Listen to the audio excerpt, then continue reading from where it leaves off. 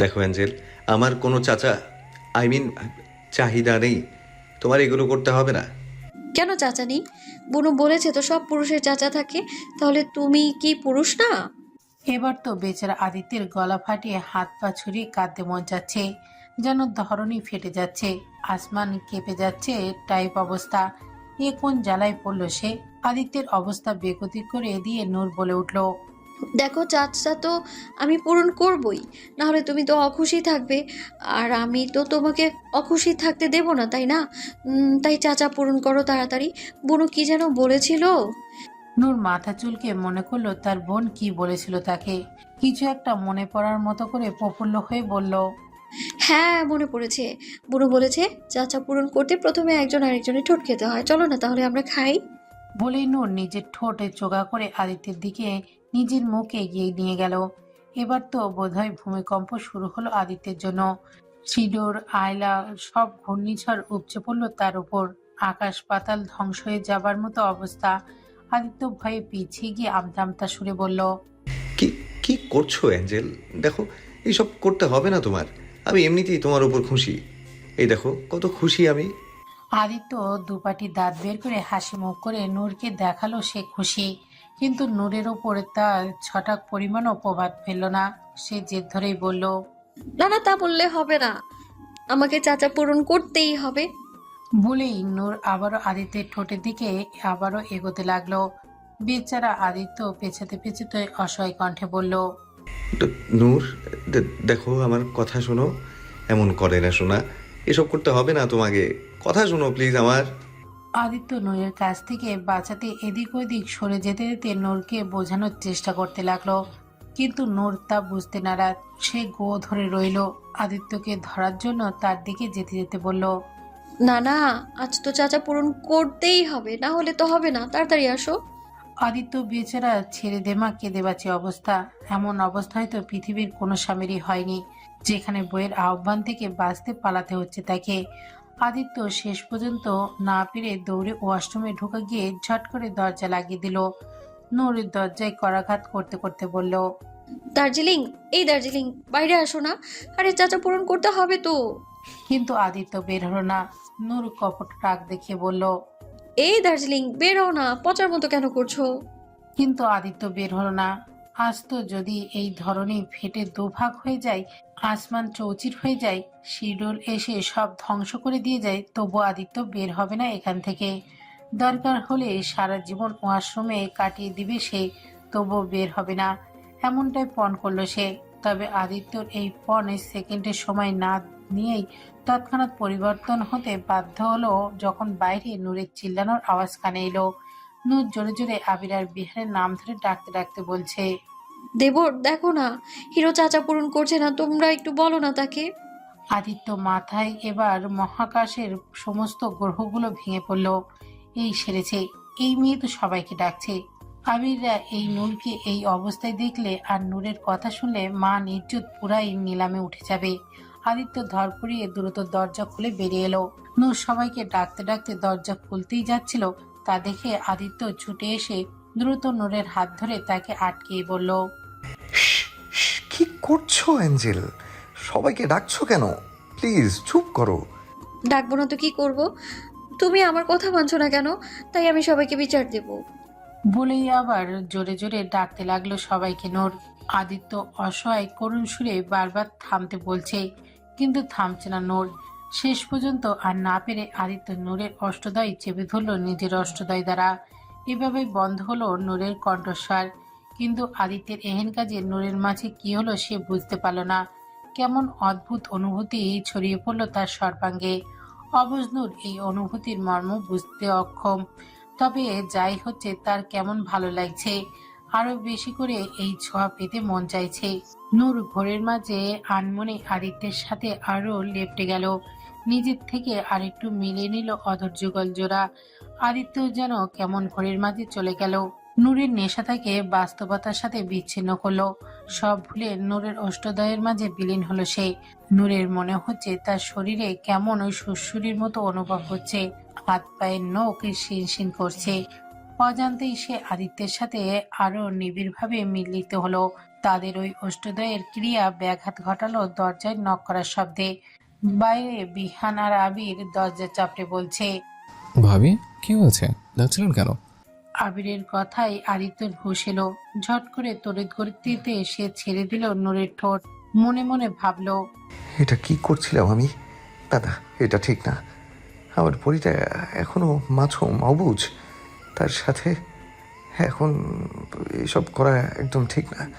ভীষণ অপরাধ বোধ হলো আদিত্যের। অপরদিকে আবির বাইরে থেকে ডেকে যাচ্ছে। ভাবি, কি হয়েছে? দরজা খোলো। আদি, আছিস তুই? নূর তৎক্ষণাৎ বলে উঠল। হ্যাঁ আছে তো, আমরা চাচা পূরণ করছি, এই তো মাত্র ছোটকে। বাকি কথা শেষ করার আগেই আদিত্য দ্রুত নূরের মুখ চেপে ধরল। আজ মান ইজ্জত পুরোই নর্দমায় ডুবিয়ে দেবে মেয়েটা। আবির নূরের কথা বুঝতে না পেরে ভ্রুকুচকে বলল। চাচা? চাচা পূরণ করছে? কার চাচা? কোথাকার চাচা? কিসের চাচা? আদিত্য তাড়াহুড়ো করে বলল। আরে কিছুই হয়নি, নূর তেলাপোকা দেখে ভয় পেয়ে গেছে। আমি ওয়াশরুমে ছিলাম তো, তাই ও তোদের ডাকছিল, আর কিছু না। আবির প্রতি উত্তরে বলল। তেলাপোকা ভাবের চাচা হয়? বাহ, তাহলে তো তোর শ্রদ্ধেয় চাচা শ্বশুর হইল। আর আমারও তাওই। এখন থেকে তো তাহলে তেলাপোকার সাথে সৌহার্দ্যপূর্ণ আচরণ করতে হবে, আত্মীয় বলে কথা। বলেই হো হো করে হাসতে লাগলো আবির। আদিত্য ভেতর থেকে দাঁতে দাঁত চেপে বলল। তোরা এখন যা এখান থেকে, ইডিয়েটস। আবির মিছে রাগ দেখিয়ে বলল। যাইতেছে। এখানে কি রিলিফের চাউল বিতরণ হচ্ছে যে কোথায় দাঁড়িয়ে থাকবো? আবিররা চলে গেছে বুঝতে পেরে আদিত্য নূরের মুখ ছেড়ে দিয়ে 10 মণ ওজনের হাফ ছেড়ে বাঁচল। নূর আদিত্যের উদ্দেশ্যে বলল। আরে ওদের মিথ্যে কেন বললে? আমি কখন তেলাপোকা দেখে ভয় পেয়েছি? আরে আমরা তো চাচা পূরণ করছিলাম, তাই না? আদিত্য এবার দীর্ঘশ্বাস টেনে নিয়ে নূরের হাত ধরে বিছানার ওপর এনে বসালো। নূরের শাড়ির আঁচল ঠিক করে দিয়ে নূরের 2 হাত নিজের হাতের মুঠোয় জড়িয়ে নিয়ে নরম শান্ত সুরে বলল। দেখো অ্যাঞ্জেল, মন দিয়ে আমার কথা শোনো। তোমাকে কে কি বললো সেটা শোনার একদম দরকার নেই, আর না আমাকে খুশি করার জন্য এসব করতে হবে। তুমি যেমন, আমি তোমাকে ওভাবে পেয়ে অনেক খুশি। শুধু খুশি না, অসামান্য খুশি।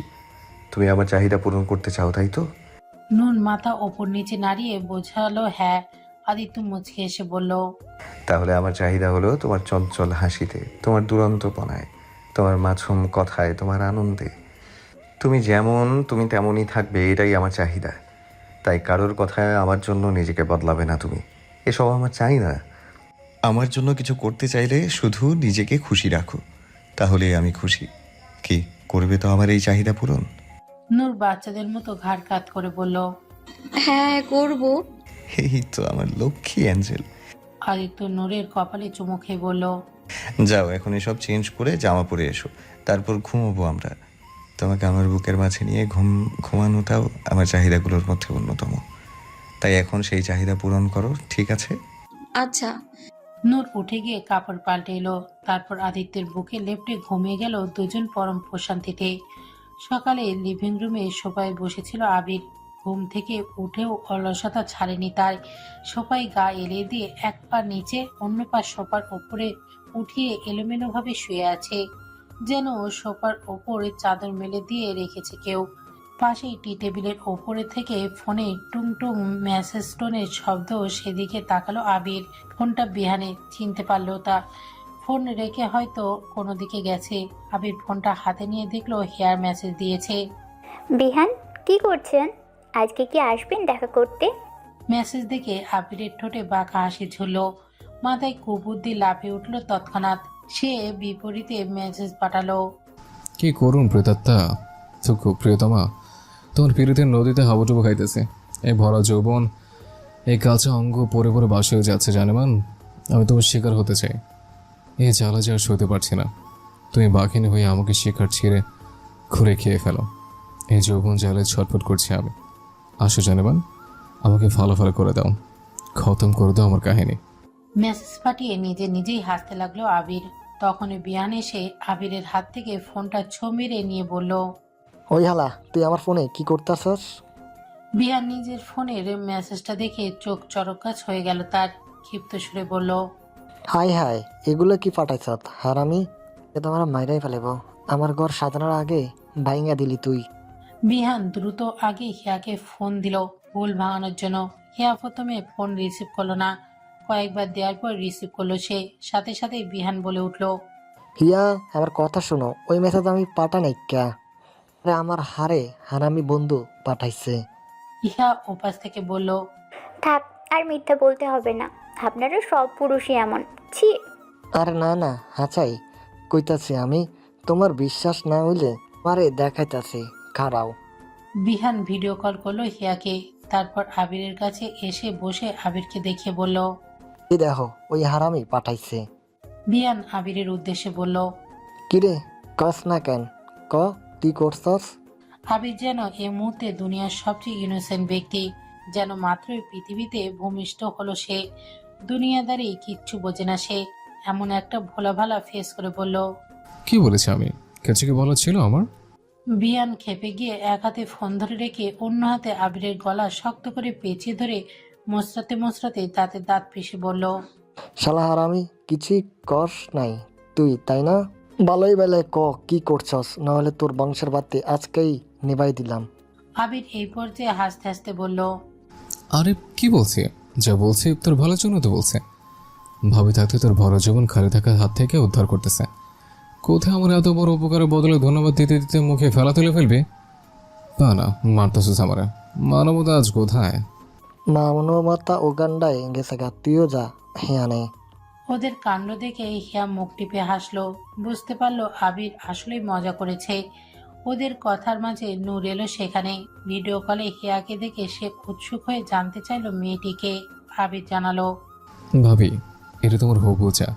নূর কনফিউজ মুখ বানিয়ে বলল, যা, সেটা আবার কি? আরে যা মানে দেবরের বউ, উনি হলো তোমার বিহান দেবরের হবু বউ। ও তাই, তাহলে আমিও কথা বলবো জায়ের সাথে। বিয়ান ফোন নূরের কাছে দিয়ে পরিচয় করিয়ে দিল হিয়ার সাথে। নূর অনেক হাসি মুখে হিয়ার সাথে কথা বলল। হিয়ারও অনেক পছন্দ হলো নূরকে। বিয়ানের কাছে সে শুনেছিল নূরের ব্যাপারে। তার সত্যি অবিশ্বাস্য লাগে পৃথিবীতে এখনো এমন ভালো মানুষ আছে। মানসিক ভারসাম্যহীন নূরকে কতটা ভালোবাসে আদিত্য। এমন ভালোবাসা দেখে যেন হিরোরাও ভালোবাসতে মন চায়। হ্যাঁ, সে ভালোবাসতে চায় বিহানকে। তার সাথে আগামী পথে একসাথে চলতে চায় সে। হিয়ার সাথে কথা বলা শেষে বিহান আবিরকে শুনে শুনে নূরকে বলল। ভাবি আপনার আরো যা চাই? নূর উৎসাহী কণ্ঠে বলল, হ্যাঁ চাই তো। আরটা যা কিন্তু কাছে, আবিরের কাছে লুকাই না আছে। আপনি কোন আপনার যারে আইনা দিতে। আবির কপাল কুঁচকে বলল, আর বিহান না কি কস? উল্টা বলে বুঝাস কেন ভাবি রে? ভাবি ওর কথা কান দিও না, এমনিই বলে। আর না ভাবি হাঁচে আছে, আবিরা ছেলে আপনি এখনই দেখাইতে পারবো।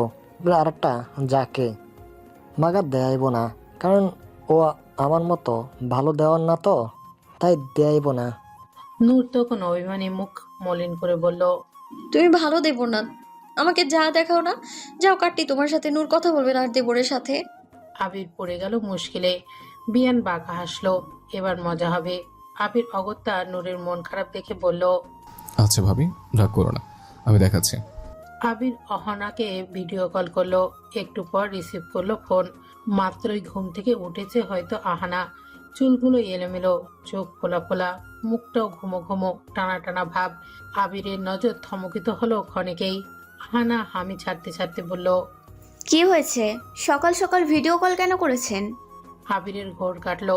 তৎক্ষণাৎ নিজেকে সামনে নিয়ে নিজস্ব ভঙ্গিতে বলল, কেন, তুই কি রানী ভিক্টোরিয়ার কাজের বুয়া যে তোর এই সকাল সকাল ভিডিও কল করা যাবে না?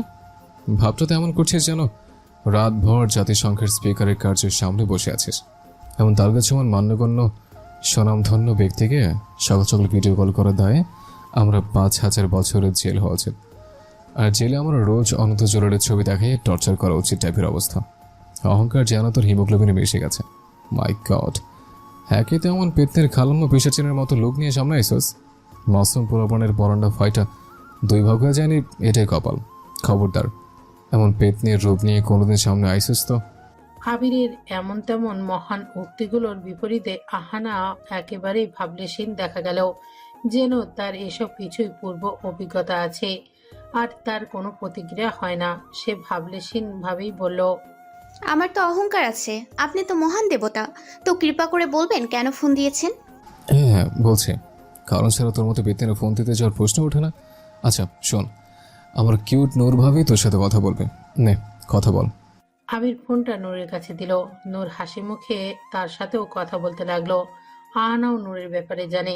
নূরকে দেখায় তার এমনিতেও খুব ইচ্ছা ছিল।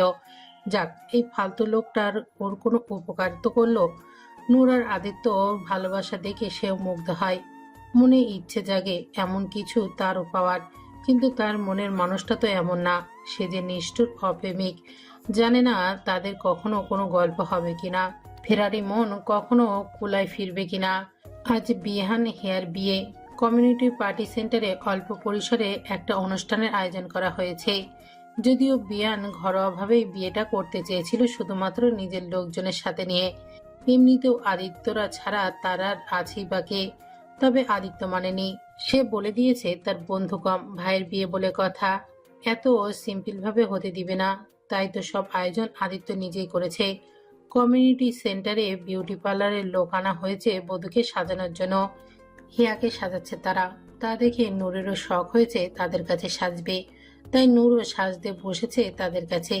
সাজা শেষে নূর আয়নার সামনে ঘুরে ফিরে নিজেকে দেখলো। লেহেঙ্গা ধরে আয়নার সামনে খুশি মনে ঘুরঘুর করতে লাগলো। হিয়া পাশ থেকে বলল, অনেক সুন্দর লাগছে তোমাকে ভাবি। নূর প্রফুল্ল চিত্তে হেসে বলল, তাই আমি হিরোকে দেখিয়ে আসি। হ্যাঁ, আচ্ছা যান। নূর উচ্ছ্বসিত মনে সাজানোর রুম থেকে বাইরে এসে আদিত্যকে খুঁজতে লাগলো। আদিত্য স্টেজের পাশে দাঁড়িয়ে ফোনে কথা বলছিল। তাকে দেখতে পেয়ে খুশি মনে এগিয়ে গেল সে। আদিত্যের সামনে দাঁড়াতেই স্থগিত হয়ে গেল আদিত্যের সকল ইন্দ্রিয়ক্রিয়া। নজরের জমিনে হলো অপরিসীম মুগ্ধতার বর্ষণ। ফোনের অপর পাশের ব্যক্তি হ্যালো হ্যালো করেই যাচ্ছে, তার কোনো খেয়াল নেই আদিত্যের। নূর তার সামনে দাঁড়িয়ে হাসি মুখে লেহেঙ্গা ধরে এদিক ওদিক নাচছে। উচ্ছ্বাসিত কণ্ঠে বলল, আমাকে কেমন লাগছে হিরো? আদিত্য অপলক দৃষ্টি, ঠোঁটে মুগ্ধময় হাসি রেখা। কানে ধরে রাখা ফোনটা কেটে দিয়ে নূরের প্রতি সকল মনোনিবেশ করলো সে। নূরের আরো কাছে এগিয়ে গিয়ে গালে একটা হাত রাখলো। মাথা ঝুঁকিয়ে কপালে চুমু এঁকে দিয়ে মুগ্ধ মনে বলল, তুমি তো আমার পরী, আমার অ্যাঞ্জেল। তাই তো পরীর মতোই লাগছে আমার নূর সোনাকে, একদম পুতুলের মতো। আদিত্যের প্রশংসায় খুশি হয়ে আহ্লাদে হাসি হাসলো নূর। বিহানও রেডি হচ্ছে শেরবানি পরে। পাশে আবির ওকে হেল্প করছে, যদিও হেল্প কম করছে আর দুষ্টুমি বেশি করছে। এই যেমন বিয়ানের উদ্দেশ্যে বলছে, শোন, এখনো সময় আছে, পেছনের গেট দিয়ে ভাইগে যা। নারী জাতির হাতে কুরবান হওয়ার থেকে বাঁচার এখনো সুযোগ আছে, কিন্তু পরের কোনো রাস্তা পাবি না। বিহান রেডি হতে হতে বলল, তোর গুরুমার্কার সাজেশন তোর কাছে রাখ হালা। বাগুন কেলা, আমি তো বহুত খুশি। তোর ইচ্ছে, আমি তো তোকে বাঁচাতে চেয়েছিলাম। ভালোর তো গাড়ি নেই, যা মর গিয়ে। পরে আমার সামনে কাঁদতে কাঁদতে আসলে তখন একটা লাথি মেরে দেব। বলেই মিছে রাগ দেখিয়ে বেরিয়ে গেল। একটু পরে বিয়ের আসল অনুষ্ঠান শুরু হয়ে গেল।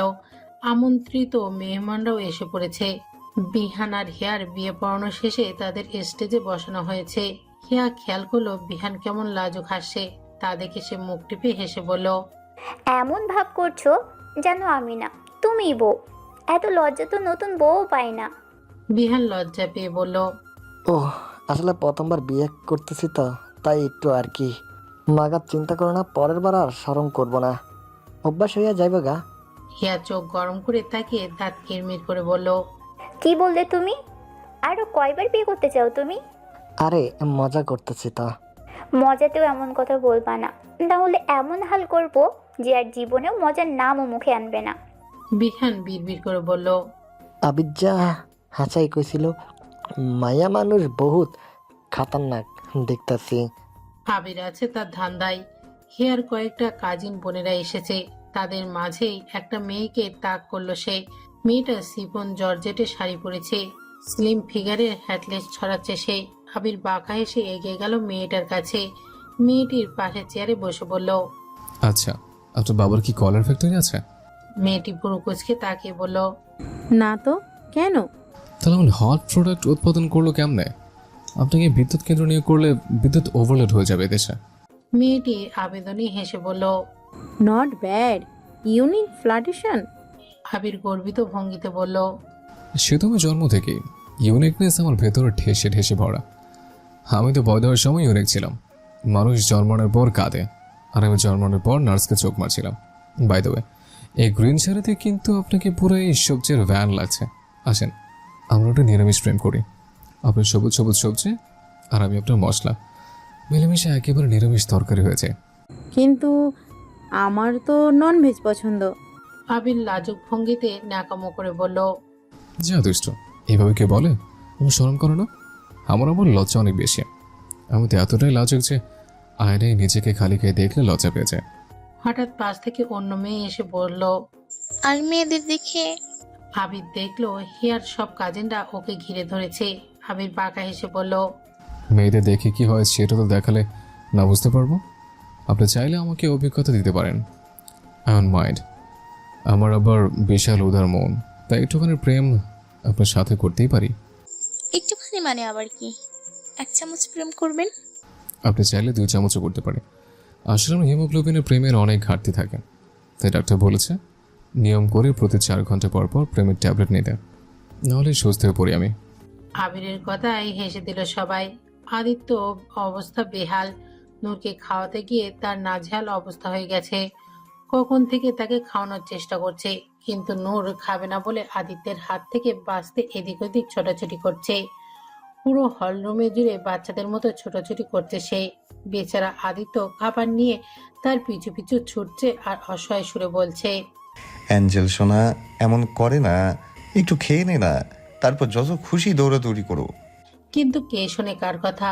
নূর তো হি হি করে হাসছে আর ছুটে চলেছে।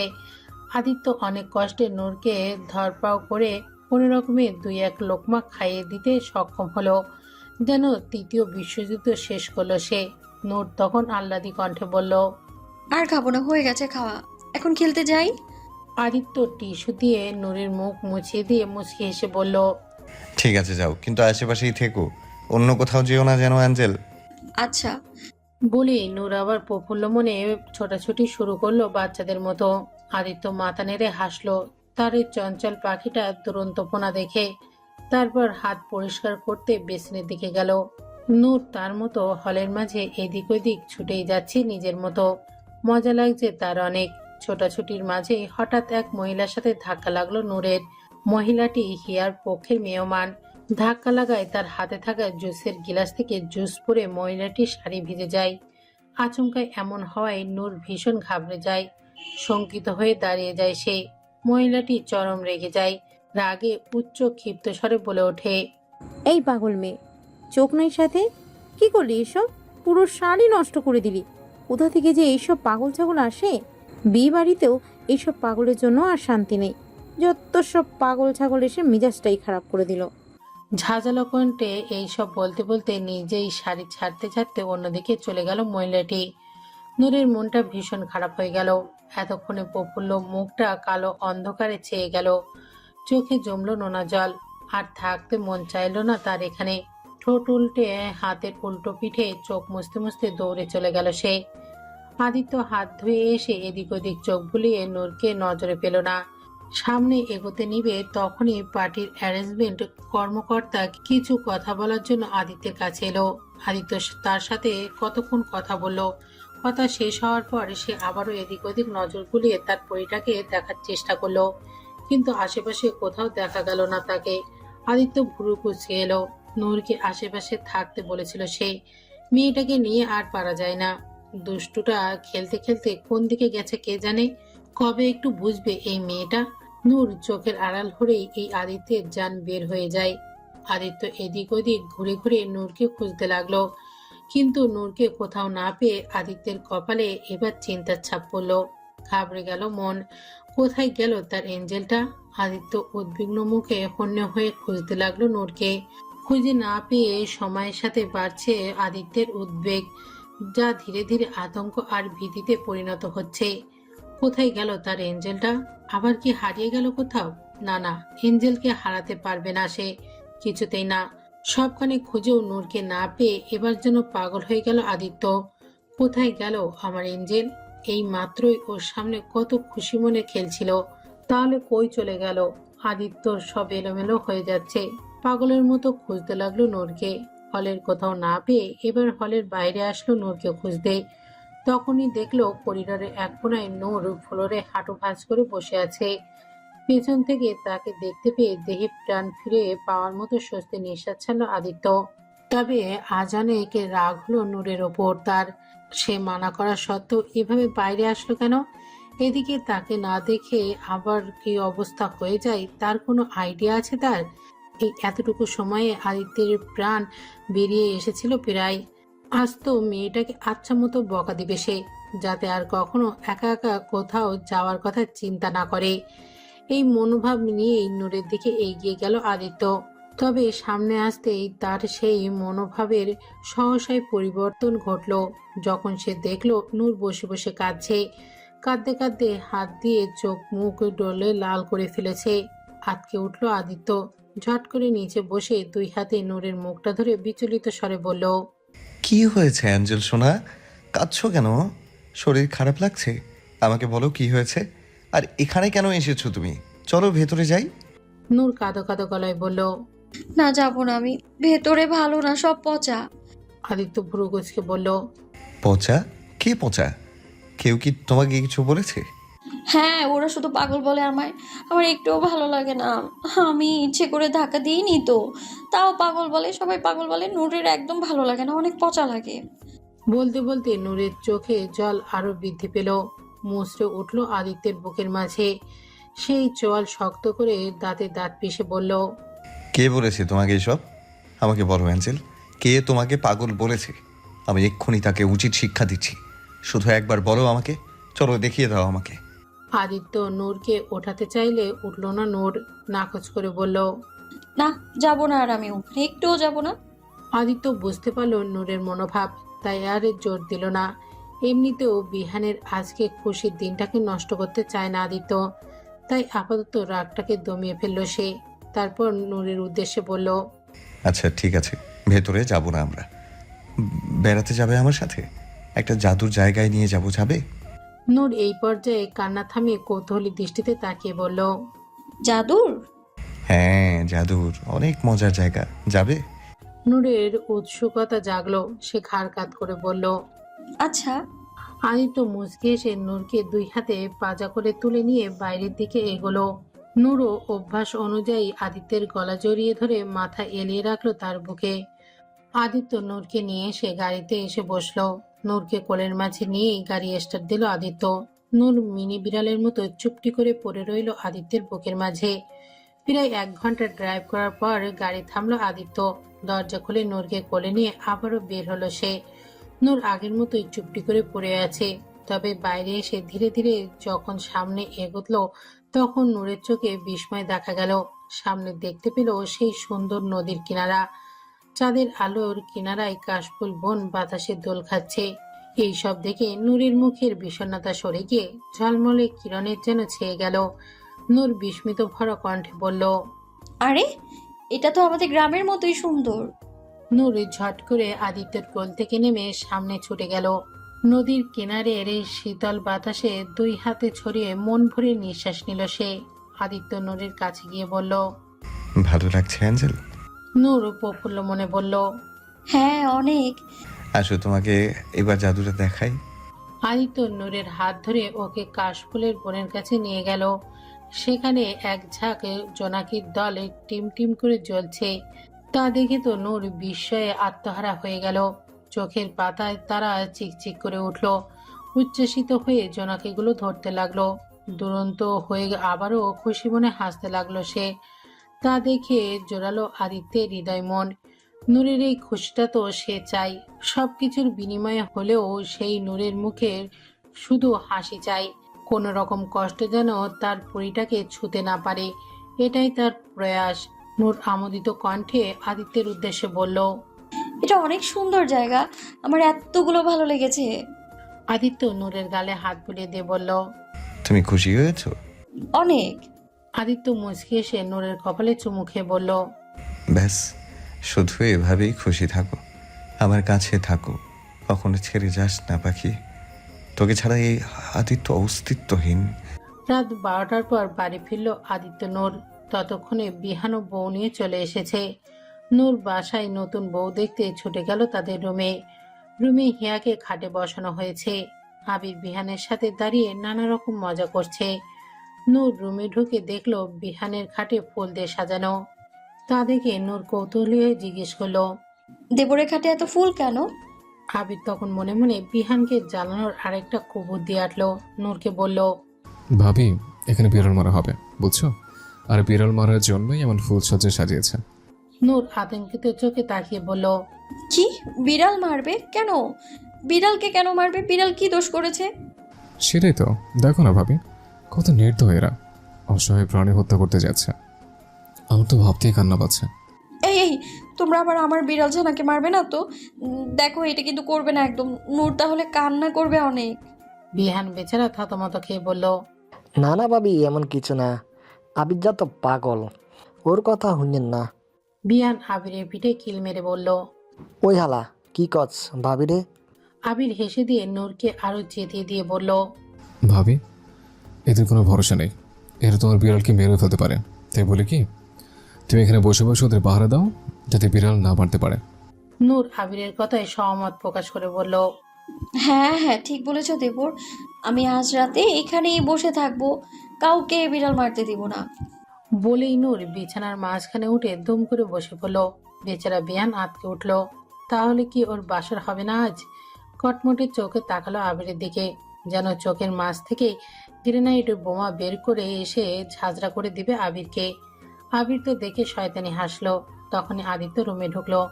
নূরকে ওভাবে বসে থাকতে দেখে বলল, অ্যাঞ্জেল, ওখানে কেন বসে আছো? চলো রুমে যাই, ঘুমোতে হবে তো। নূর কড়া গলায় বলল, না আমি যাব না, ওরা আমার বিড়াল মেরে ফেলবে। আমি আজ এখানেই থাকবো, পাহারা দেব। আদিত্য এবার ভ্যাবাচাকা খেয়ে গেল। আবিরের মিসকে হাসি দেখে বুঝতে পারলো আবিরই কিছু রটিয়েছে। আদিত্য বলল, আরে এমন কিছুই করবে না ওরা, আবির মজা করেছে। তুমি আসো আমার সাথে, ওদের ঘুমোতে দাও। আদিত্য নূরের হাত ধরে নামাতে চাইলে নূর হাত ছাড়িয়ে জেদি স্বরে বলল, না না না আমি যাব না, আমি আজ এখানেই থাকবো। বলতে বলতে হিয়ার কাছে গেল নূর। হিয়া তখন বলল, থাক ভাইয়া, সমস্যা নেই, ভাবি এখানেই থাকুক। বিহানের মনে হলো তার উপর ঠাস করে ঠাটা পড়ল এইমাত্র। কি বলে তার বউ, এ কেমন অবিচার হচ্ছে তার সাথে? আদিত্য বলল, না না, তা কি করে? নূর এখানে কিভাবে থাকবে? আমি ওকে নিয়ে যাচ্ছি। আদিত্য এবারও চেষ্টা করলে নূর আবারও জেদ ধরে বসে রইল। হিয়া আবারও বলল, থাক না ভাইয়া, কোনো সমস্যা হবে না। হিয়া বিহানকে চোখের ইশারায় বোঝালো তার কথায় সায় দিতে, আদিত্যকে একই কথা বলতে।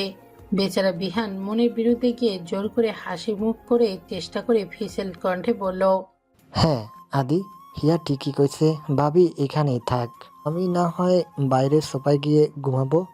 এদের দুজনের মধ্যে আবিরই দম ফাটানো হাসি পাচ্ছে, যা সে অনেক কষ্টে আটকে রেখেছে। যে কোনো সময় ফেটে পড়বে অবস্থা।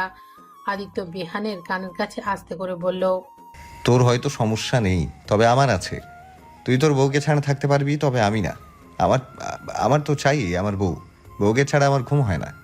আদিত্য কিছু একটা ভেবে বলল, আচ্ছা অ্যাঞ্জেল, আমরা একটা কাজ করি, ওদেরকে বাইরে থেকে তালা বেড়ে দিয়ে যাই, তাহলে আর বিড়াল মারতে পারবে না, তাই না? নূর চমকিত কণ্ঠে বলল, আরে হ্যাঁ, এটা তো ভালো বুদ্ধি, চলো তাহলে তাই করি। আদিত্য হাঁপ ছেড়ে বাঁচলো। বিহান আদিত্যের উদ্দেশ্যে বলল, ভাই তোর উপকার তো আমার সবচেয়ে বড় উপকার, আজকের উপকারটা সবচেয়ে বড় উপকার করলি। মাগা তোর এই উপকারের প্রতিদান খুব জলদি দিমু। বছরের মাথায় তোকে চাচা হনের খুশি। হাসলো আদিত্য। তারপর নূরকে নিয়ে বেরিয়ে গেল। আবির যেতে যেতে বিহানের উদ্দেশ্যে বলল, শোন, ওয়ার্ল্ড কাপ যেতে চাই, সকলে খাট ভাঙা পাইলে ওয়ার্ল্ড কাপ তোর। বলেই হাসতে হাসতে বেরিয়ে গেল আবির। আজ সবাই মিলে আদিত্যদের খামার বাড়ি যাওয়ার প্ল্যান করেছে। বিয়ান আর হিয়ার বিয়ের 1 সপ্তাহ পার হয়ে গেছে, ওরা কোথাও বেড়াতে যায়নি। তাই এই উছিলাই সবাই বাইরে কোথাও যাওয়ার প্রোগ্রাম করেছে। গাজীপুরে আদিত্যদের খামার বাড়িতে যাবে তাই। নূর তো বেড়াতে যাওয়ার কথা শোনা থেকেই চরম এক্সাইটেড। এতটা এক্সাইটেড যে গত রাত ভোর ঘুম আসেনি তার চোখে। রাত ভোর চোখ পিটপিট করে তাকিয়েছিল আর একটু পর পর সময় দেখছিল। তবে তার সময় দেখার চক্করে বেচারা আদিত্যরেরও ঘুমের 13:30 বাজিয়ে দিয়েছে নূর। রাতে 5 মিনিট পরপরই আদিত্যকে ঠেলে ঠেলে ডাক দিয়ে জিজ্ঞাসা করে যাওয়ার সময় হলো কিনা। আদিত্য প্রথম প্রথম নূরের ডাকে ধরপড়িয়ে ঘুম থেকে চোখ খুলতো, ভাবে নূরের কিছু হয়েছে নাকি। কিন্তু নূর যখন জিজ্ঞাসা করে হিরো কয়টা বাজে? আমরা কখন যাব? আদিত্য বেচারা ভেবাচাকা খেয়ে যায়, অসহায় সুরে বলে। মাত্র রাত 1টা বাজে অ্যাঞ্জেল। যাবো তো সেই সকালবেলা, এখনো অনেক সময় আছে, তুমি ঘুমিয়ে পড়ো এখন। আদিত্য নূরকে বুকের ওপর নিয়ে মাথায় হাত বুলিয়ে দেয় তাকে ঘুম পাড়ানোর উদ্দেশ্যে। এইভাবে একসময় আদিত্য আবারও গভীর ঘুমে তলিয়ে যায়, কিন্তু নূরের চোখে ঘুম তো দূরের কথা, ঘুমের বাড়ির কাজের বুয়াও আসে না চোখে। সে আদিত্যকে বুকের মাথা রেখে পিটপিট করে তাকিয়ে থাকে। মিনিট 5 পর আবারও আদিত্যকে ডাকলো নূর। আদিত্য ঘুমে ঢুলু ঢুলু চোখে অনেক কষ্টে আবারও তাকালো। নূর এবার জিজ্ঞাসা করলো, কয়টা বাজে, কখন যাব? আদিত্য করুণ অবস্থা। এইভাবে নূর একটু পরপর জিজ্ঞাসা করছে, আর আদিত্যের ঘুমের ঘোরে হুহা জবাব দিচ্ছে। ভোর রাতের দিকে আদিত্য আর নূরের ডাকে সাড়া দেওয়ারও শক্তি পাইল না। আদিত্যের সাড়া না পেয়ে নূর এবার আদিত্যর মুখের উপর ঝুঁকে হাতের আঙুল দিয়ে আদিত্যের চোখের বন্ধ পাতা দুটির দিকে টেনে ধরল। তারপর বলল, এই হিরো, আর কতক্ষণ লাগবে সকাল হতে? এইভাবে বেচারা আদিত্য সারাটা রাত নূরের অত্যাচারে বরবাদ। ভোরের আলো ঘরে পৌঁছাতেই নূর লাফিয়ে উঠে বিছানা থেকে, 2 হাতে আদিত্যকে ধাক্কাতে ধাক্কাতে উৎসুক কণ্ঠে বলে, এই হিরো হিরো, ওঠো ওঠো, সকাল হয়ে গেছে, তাড়াতাড়ি ওঠো, মামা বাড়ি যাব। বেচারা আদিত্য উঠবে কি? সারা রাতে ঘুমাতে না পেরে এখন এর চোখ খোলারও শক্তি পাচ্ছে না সে, যেন আঠার মতো লেগে আছে চোখের পাতা। নূর তো সজোরে ঠেলে যাচ্ছে আর বলছে, এই হিরো, ওঠো না কেন? আর কত ঘুমাবে? এত ঘুমায় মানুষ? ওরা সবাই আমাদের রেখে চলে যাবে মামা বাড়ি। আরে ওঠো না। নূরের এমন এলোপাতারি ধাক্কিয়ে ধাক্কিয়ে ঠেলার চোটে বেচারা আদিত্য একসময় বিছানা থেকে গড়িয়ে পড়ে গেল। পড়ে গিয়ে ধরপড়িয়ে চোখ খুলে এলোমেলো তাকাতে লাগলো সে। বুঝে উঠতে পারল না তার সাথে ঘটলটা কি। বুঝতে পারলো যখন নূর সামনে এসে তাড়া দিয়ে বলল, আরে এখন আবার বসে রইলে কেন? তুমি না অনেক আলসে হয়ে গেছো হিরো। এত কেউ ঘুমায়, আমার মতো একটু কম ঘুমানো শেখো। আদিত্য অসহায় হেসে বলল, তোমার মতো কি আর আমার হওয়ার ক্ষমতা আছে অ্যাঞ্জেল? তুমি তো এক পিস দুনিয়াতে। আরে এসব ছাড়ো, তুমি ওঠো না জলদি। আমার মামা বাড়ি যাবো না, তাড়াতাড়ি রেডি হও না। বলতে বলতে নূর আদিত্যর হাত ধরে টেনে তুলতে চাইলো তাকে। আদিত্য নিজেও উঠে দাঁড়িয়ে ভুরু কুচকে বলল, মামার বাড়ি? কোন মামার বাড়ি? আরে তুমি তো কাল বললে আমরা মামা বাড়ি যাব। মাথা নেড়ে হাসলো আদিত্য। তার নূর পাখিটা আবারও শব্দ গলিয়ে ফেলেছে। খামার বাড়িকে মামার বাড়ি বলছে। কিউটের ডিব্বা তার নূর পাখিটা। নূরের তোড়জোড়ে আদিত্য সহ সকলে সকাল সকাল রেডি হয়ে বের হলো বাসার বাইরে। নূর অতি উৎসাহী হয়ে সবার আগে নাচতে নাচতে বেরিয়ে এলো। পিছু পিছুই আদিত্য, বিহান আর হিয়াও এলো। বাইরে এসে দেখলো আবির গাড়ির ওপর বসে তবলা বাজানোর মতো করে 2 হাতে গাড়ির সাথে বাজাচ্ছে। নূর হাসি মুখে তার সামনে গিয়ে বলল, আরে দেবর, তুমি ওখানে কি করছো? বিহান এগিয়ে এসে বলল, আরে ভাবি, ও নতুন বিজনেসের প্র্যাকটিস করতেছে। কিসের বিজনেস? গান গাইয়া গাইয়া ভিক্ষা চাওয়ানের বিজনেস।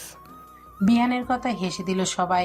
আবির ঋষি মুনিদের মতো ভঙ্গি করে বলল, এই দুনিয়াতে সবাই আমরা ভিক্ষা করি পাগলা। এক একজন এক এক রকম জিনিস দানের ভিক্ষা চায়। মাইয়ার আবিরকে পাওয়ার ভিক্ষা চায়, মাইয়ার বাপের আবিরকে সরানোর ভিক্ষা চায়।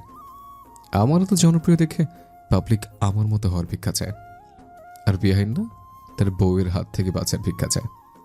দুনিয়াটা এক ভিক্ষার কারখানা, বুঝলি? বিহান চোখ কুচকে বলল, ওই হালা কি করছ? আমি বইয়ের কাছ থেকে বাসুম কেলা? আমি তো হের জালে আরো 5 বার চাই। বলেই হিয়ার দিকে তাকিয়ে চোখ টিপ মারল বিহান। বিপরীতে হিয়ার গরম চোখে চাহনি পেল। নূর আবারও তাগাদা দিয়ে বলল, আরে চলো এখন, মামা বাড়ি যেতে হবে তো, দেরি হয়ে যাচ্ছে তো। আবির ঝট করে এক লাফে নিচে নেমে দাঁড়িয়ে চকিত কণ্ঠে বলল, মামার বাড়ি? আমরা মামার বাড়ি যাচ্ছে? নূর বলল, হ্যাঁ, মামার বাড়ি তো যাচ্ছি। আবির শোকাহত ভঙ্গিতে মেলোড্রামা করে বলল, ধোকা ধোকা হয়েছে আমার সাথে। এই মাসুম নাদান বাচ্চা ছেলেটার সাথে এভাবে ধোকা করতে পারলি তোরা? খামার বাড়ি যাওয়ার স্বপ্ন দেখিয়ে এখন মামার বাড়ি নিয়ে যাচ্ছিস। এটা তো সেরকম হয়ে গেল যে টম ক্রুজের মুভির লোভ দেখে শেষে অনন্ত জলের ছবি দেখা হার্ট অ্যাটাক করিয়ে দিলি। এত বড় ধোকা দেওয়ার আগে তোদের কিডনিতে বাঁধলো না? কি একটু চুরি এনে দে, হাত আছড়ে চুরি ভাঙতে পারলে এই শোক প্রকাশ হতো। Mummy mummy. ন্যাকা কান্নার নাটক করতে লাগলো আবির। পরপরই বলল, ভাই তো ভাবি, তোমার মামার বাড়ির সুন্দরী বোনের দলবল আছে নাকি? না মানে তাহলে নিজেকে সান্ত্বনা দিতে পারতাম, তাই আর কি। আদিত্য বিরক্তিকর সুরে বলল, আরে নূর, খামার বাড়ির কথাই বলেছে ইডিয়েট। চল এখন। ও আচ্ছা, আগে বলবি তো। হ্যাঁ হ্যাঁ, চলো ভাবি, মামার বাড়ি যাই। আয় ছেলেরা, আয় ভাবিরা, মামার বাড়ি যায়। সবাই হেসে দিয়ে গাড়িতে উঠলো। আদিত্য ড্রাইভিং সিটে আর আবির তার পাশে সিটে বসলো। নূর, বিহান আর হিয়া পেছনের সিটে বসলো। গাড়ি স্টার্ট দিয়ে রওনা হলো। সবাই মিলে হই হুল্লোড় আর মজা করতে লাগলো। আদিত্য একটা চিপসের প্যাকেট বের করে নূরকে দিল খেতে। বেড়াতে যাওয়ার আনন্দে সকালে খায়নি তার অ্যাঞ্জেলটা। নূর প্যাকেট খুলে চিপস খাওয়া শুরু করলো। বাকিদেরকেও তার চিপস অফার করলো। আবির নিল কয়েকটা। বিহান না করলো, বলল সে খাবে না। তা শুনে আবির দুষ্টুমি করে বলল, হ্যাঁ হ্যাঁ, তা খাবি কেন? এখন তো লিপস্টিকই তোর একমাত্র খাবার, ওটা ছাড়ার কিছুকে মুখে ধরবে? আদিত্য পাশ থেকে চোখ গরম করে বলল। সারা ইডিয়েট। নূর আছে এখানে, তা মাথায় আছে তোর? বিহান বলল, থাকবো কেমতে? হালার মাথাতে তো খালি অশ্লীলতায় ভরা, পয়সা গেছে গা পুরা। হিয়া বেচারি এদিকে লজ্জায় মাটিতে মিশে যাচ্ছে। আবিরটা আসলেই খুব বাজি, কিন্তু নূর বুঝতে না পেরে বলল। লিপস্টিক আবার খাওয়া যায় নাকি? আবির জবাবে বলল, হ্যাঁ যায় ভাবি, শুধু ছেলেরা খেতে পারে। তাই? হিরো, তুমিও খাবে লিপস্টিক?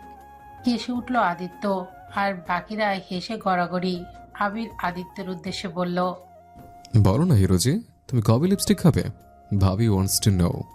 আদিত্য কটমট চোখে তাকালো আবিরের দিকে। আবির আবারও হেসে দিল। আদিত্য নূরের উদ্দেশ্যে বলল, আবির মজা করছে অ্যাঞ্জেল, ওর কথায় কান দিও না। আচ্ছা। আবির মিউজিক সিস্টেমে গান প্লে করলো। বসে বসেই নাচতে লাগলো সবাই। এইভাবে আনন্দ উল্লাসের মাঝেই ওরা খামার বাড়ি এসে পৌঁছালো। গাড়ি থেকে একে একে নামলো সবাই। নূর তো চারপাশটা বিস্ময় ভরা নজর দেখছে শুধু। অনেক বড় এরিয়া জুড়ে নিয়ে এই খামার বাড়িটা। চারপাশে গাছগাছালিতে ভরা এক অপূর্ব প্রকৃতির পরিবেশ এখানে। আদিত্য নূরের কাছে এসে এক হাত নূরের কাঁধে আলতো করে জড়িয়ে ধরে মুচকি এসে বলল, পছন্দ হয়েছে তোমার অ্যাঞ্জেল? নূর প্রফুল্লিত হাসি মুখে বলল, অনেক পছন্দ হয়েছে হিরো, অনেক সুন্দর মামার বাড়ি। আচ্ছা চলো আগে ভেতরে গিয়ে ফ্রেশ হয়ে নাও, তারপর ভালো করে ঘুরে দেখবে। না, আমি এক্ষুনি দেখব। আমাকে দেখাও না হিরো। জার্নি করে এসেছো, একটু রেস্ট করো, তারপর না হয় দেখো। না না, আমি এক্ষুনি দেখব। দেখব মানে দেখব। আচ্ছা বাবা, ঠিক আছে, চলো দেখাচ্ছি। আদিত্য নূরকে নিয়ে ঘুরে ঘুরে খামার বাড়ি দেখাতে লাগলো। সাথে আবির, বিহান আর হিয়াও দেখছে। খামার বাড়ির এক সাইডে শুধু নানান ধরনের পশু পাখি রাখা আছে। এদের দেখাশোনার জন্য লোকও আছে। নূর তো সেই সব দেখে ভীষণ খুশি। আনন্দিত মনে এদিক ওদিক আত্মহারা হয়ে ছুটতে লাগলো সে, আর পশু পাখিগুলোর সাথে খেলতে লাগলো। আদিত্য তার এঞ্জেলের খুশি থেকে প্রাপ্তির হাসি হাসছে। খামার বাড়িতে ঘোড়ার আস্তাবলও রয়েছে। তার সামনে ঘোড়া দাঁড়ানোর জন্য বিশাল ঘেরা করা মাঠও আছে। আদিত্য ঘোড়ার রক্ষণাবেক্ষণের কর্মরত কর্মীদের সাথে কুশল বিনিময় করলো। জানতে চাইলো ঘোড়া সহ সব প্রাণীর যত্ন ঠিক মতো হচ্ছে কিনা। কর্মী জানালো সব ঠিক কি চলছে। আদিত্য ওর পছন্দের ঘোড়াটির কাছে এগিয়ে দাঁড়ালো, গলায় হাত বুলিয়ে দিল তার।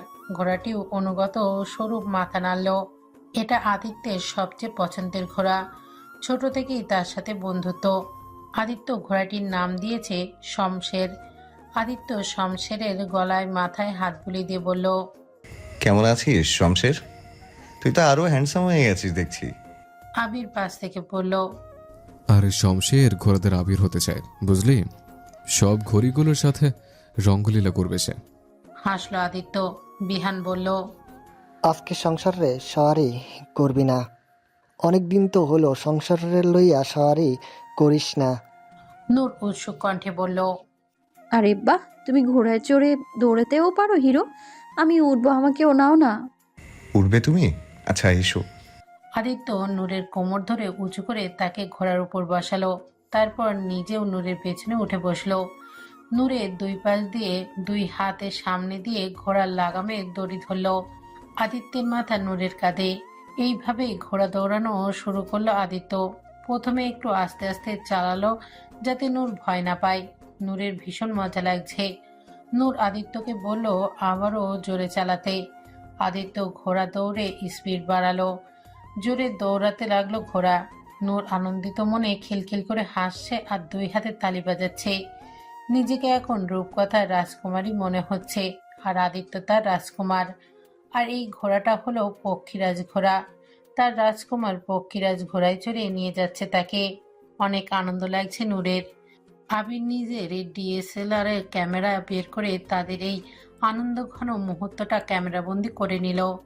ঘোড়া সওয়ারি শেষ, সবার এবার একটু বাসার ভেতরে এলো ফ্রেশ হয়ে কিছু হালকা নাস্তা করতে। হিয়া ফ্রেশ হয়ে রুমের বাইরে আসতে নিলে বিহান তাকে আটকে দিল। হাত ধরে টান দিয়ে ফেললো নিজের বেডরুমের কারাগারে। হিয়া চোখ গরম করে তাকিয়ে বলল, আরে আরে, কি করছো? কেউ চলে আসবে তো। আসলে আসুক গা, আমি আমার বউরে ধরছি, পাশের বাড়ির জরিরায় না। হুনো, আমার চুম্মা চাই এখনই। আগে চুম্মা দাও, তাহলে যাইতে দিমু। কি বলছো? পাগল হয়ে গেছো তুমি? এটা কি আমাদের রুম পেয়েছো? যে কোনো সময় যে কেউ চলে আসতে পারে। প্লিজ ছাড়ো। না, ছাড়মু না, আগে চুম্মা চাই আমার, নাইলে ছাড়ন নাই। দেখো, পাগলামি করো না প্লিজ, ছেড়ে দাও। হুম, আগে চুম্মা। হিয়া পড়ে গেল মুসিবতে। এদিকে কে কখন এসে পড়ে তার ঠিক নেই। বিহানের কাছ থেকে ছাড়া পেতে হিয়া দুষ্টুমি করে বিহানের পায়ের ওপর নিজের পা দিয়ে গুঁতো মারল। বিহান একটু ব্যথা পেয়ে হিয়াকে ছেড়ে দিয়ে নিজের পা ঝাঁকাতে লাগলো। সেই সুযোগে হিয়া দৌড়ে পালাতে চাইল। তা দেখে বিহানও দৌড় দিয়ে পেছন থেকে হিয়ার হাত ধরে ফেলল। তাকে দেয়ালের সাথে আটকে ধরে বলল, এখন পালাও দেখি কিভাবে পারো। চুম্মা তো আমি লইয়াই ছাড়মু। বিহান এক হাতে হিয়ার দুই হাত পেছনে মুচড়ে চেপে ধরল, আর এক হাত থুতনির নিচে গলায় ধরে তার মুখটা উঁচু করে ধরল। অতঃপর তার কার্যসিদ্ধি করার উদ্দেশ্যে হিয়ার ঠোঁটের দিকে এগোতে লাগলো। ঠিক তখনই নূর এসে পড়ল সেখানে। সে হিয়াকে ডাকতেই এসেছিল। দরজার কাছে এসে তাদের এই অবস্থায় দেখে অবুঝ নূর অন্য কিছু ভেবে নেয়। সেভাবে বিহান হিয়ার গলা টিপে ধরে মারতে চাইছে তাকে।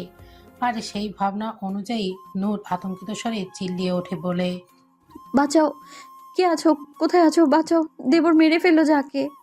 নূরের চিল্লানিতে বেচারা বিহান থতমত খেয়ে দ্রুত ছেড়ে দিল হিয়াকে। অপ্রস্তুত অবস্থায় পড়ে গেল দুজনেই। নূরের চিল্লানিতে আদিত্য আর আবিরও দৌড়ে এসে হাজির হলো সেখানে।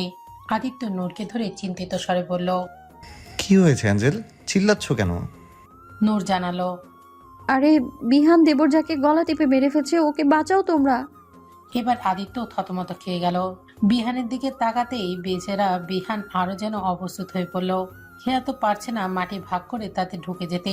আদিত্য ব্যাপারটা বুঝতে পেরে সেও অস্বস্তিতে পড়ে গেল ভীষণ। তবে আবিরের ঠোঁটে বাঁকা হাসি ঝুলল। ঘটনা সততা বুঝতে পেরে তা আরো ঘাটিয়ে নাড়িভুড়ি বের করার দুষ্টু বুদ্ধিতে লেগে পড়ল সে। আতঙ্কিত হওয়ার ভঙ্গিতে বলল, কি বলো ভাবি, গলা টিপে মেরে ফেলছিল? ছি ছি ছি, তেমনটা করতে পারলি বিহান?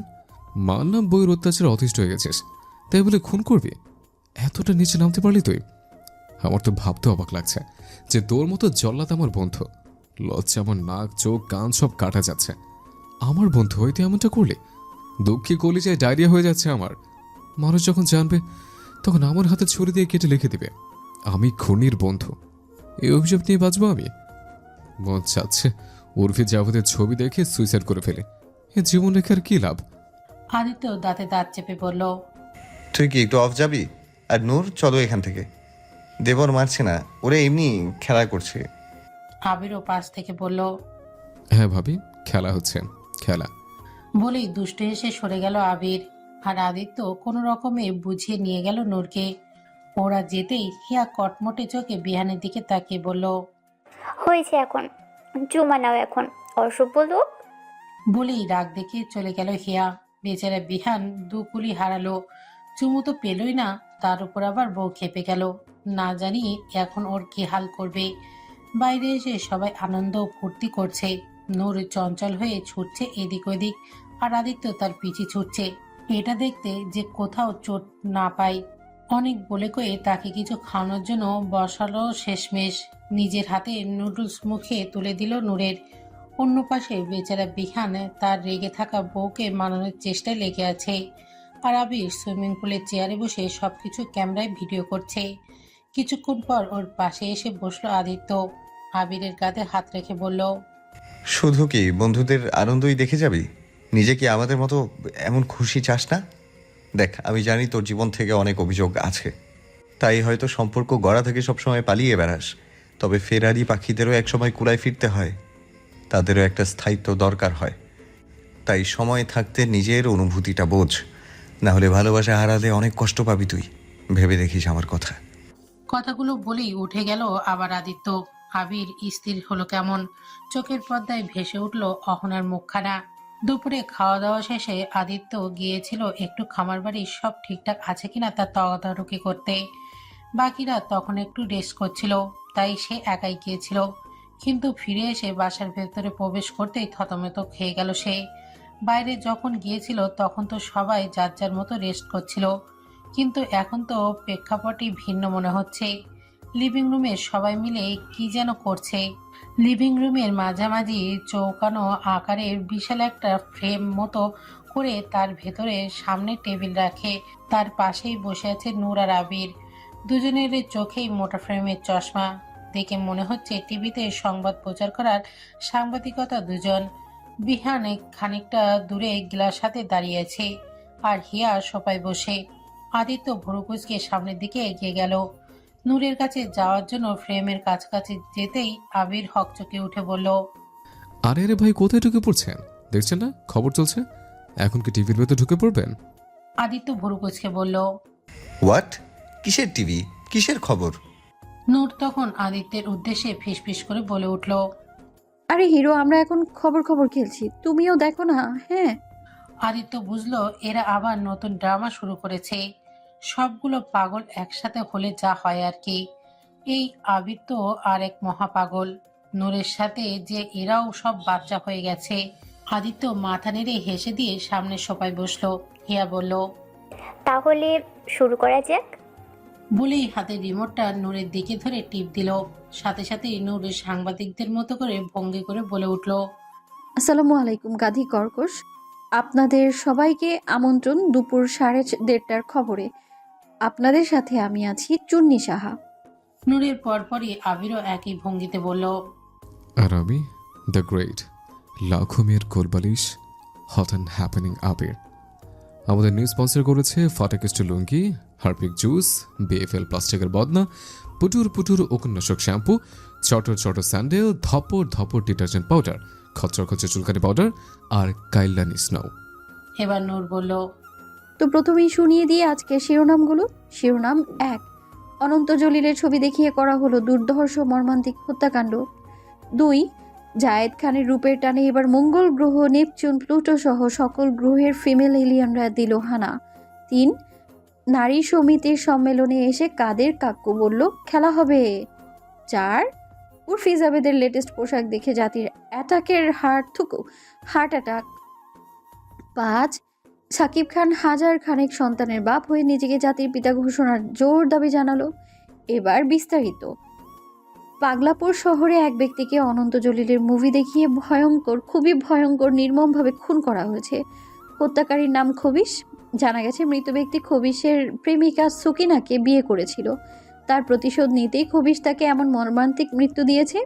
এত নির্মমভাবে খুন করা হয়েছে যা আগে কখনো কোনো ইতিহাসেই ঘটেনি।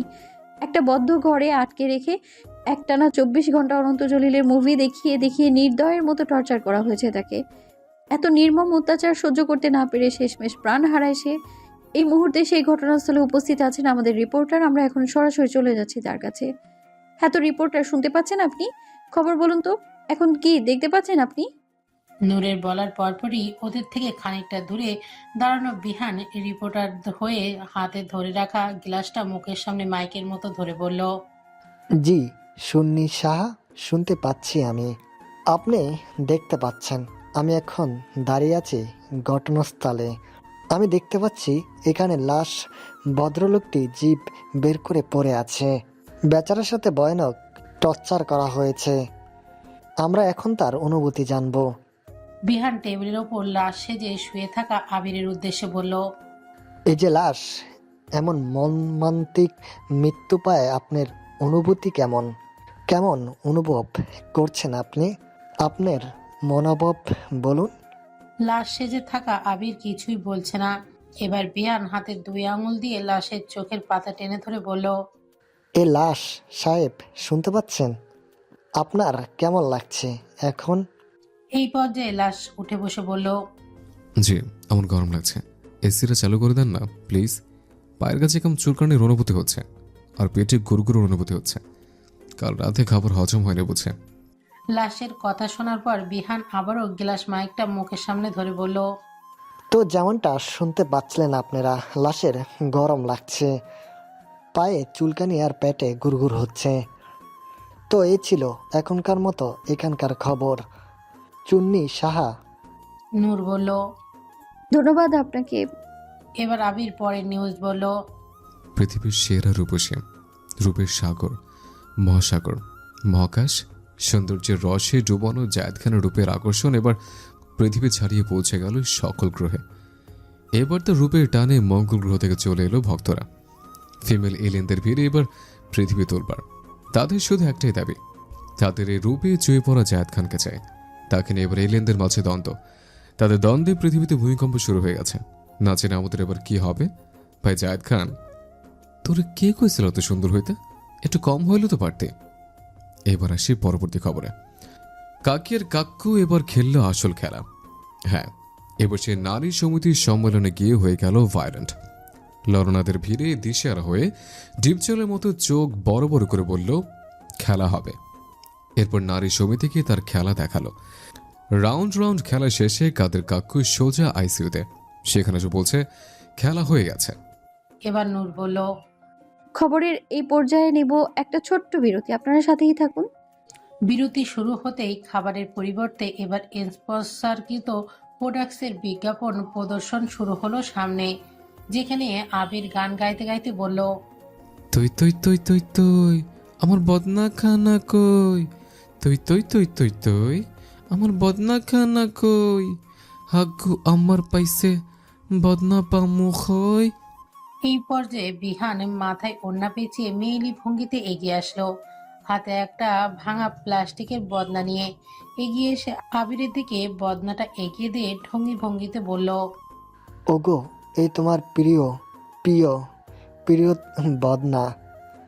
তোমার দাদার দাদা, তার দাদা, তার দাদার আমলের ঐতিহ্য বিএফএল বদনা, যে এটা দিয়ে একবার হাগু পরিষ্কার করে তার জীবনও ডায়রিয়া হয় না।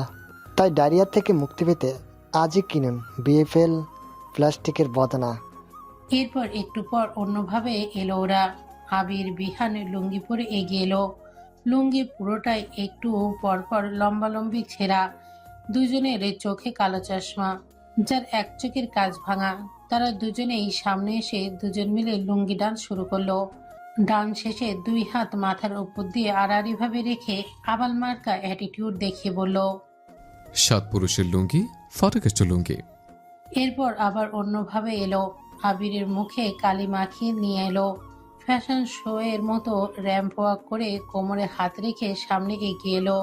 তাকে দেখে বিহান নায়কদের মতো বিস্ময় ভরা দৃষ্টিতে তাকিয়ে বলে উঠল, সুন্দরী তমা, এই কি রূপ দেখালে তুমি! আমি তো দিওয়ানা হয়ে গেলাম। তোমার রূপের রহস্য কি? আবির তখন হাতে একটা প্যাকেট দেখিয়ে বলল, আমার এই অপরূপ রূপের রহস্য হলো এই কাইল্যান স্নো।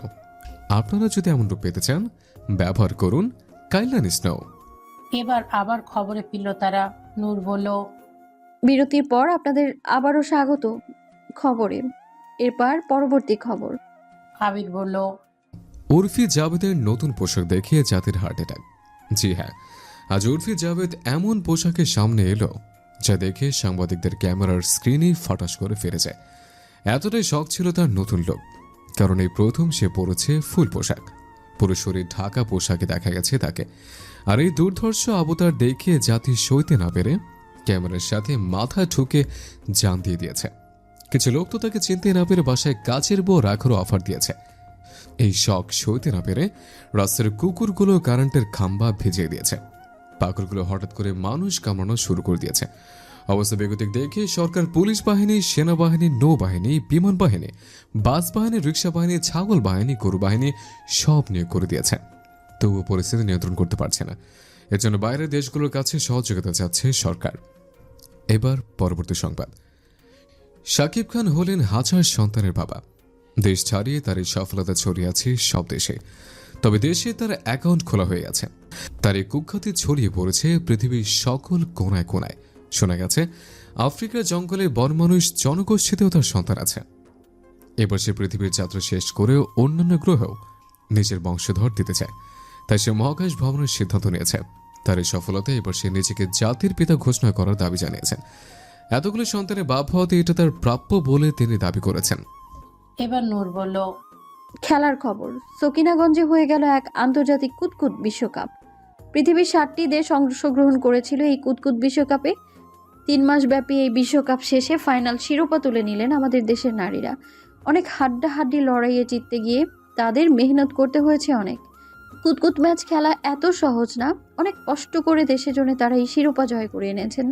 তাদের এই বিজয়ে প্রধানমন্ত্রী শুভেচ্ছা জানিয়েছেন। দেশের এই মহামূল্যবান খ্যাতিতে তিনি গর্ব প্রকাশ করেছেন।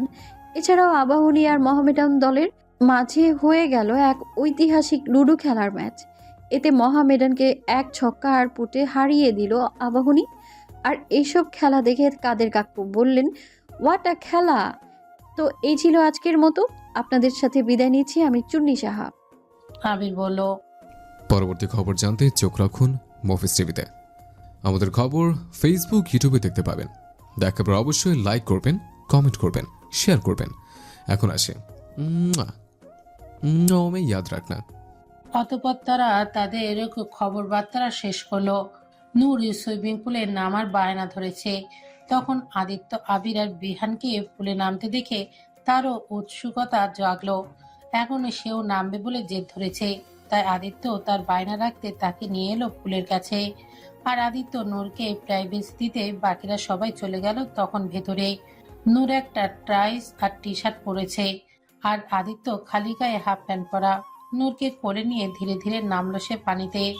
আদিত্যর কোমর সমান পানিতে নামতেই পানির শীতলতা অনুভব হতেই নূর ভীতমুখে আদিত্যের গলা আরো শক্ত করে জড়িয়ে ধরে উঠে গেল তার সাথে। তা দেখে আদিত্য হেসে দিয়ে বলল,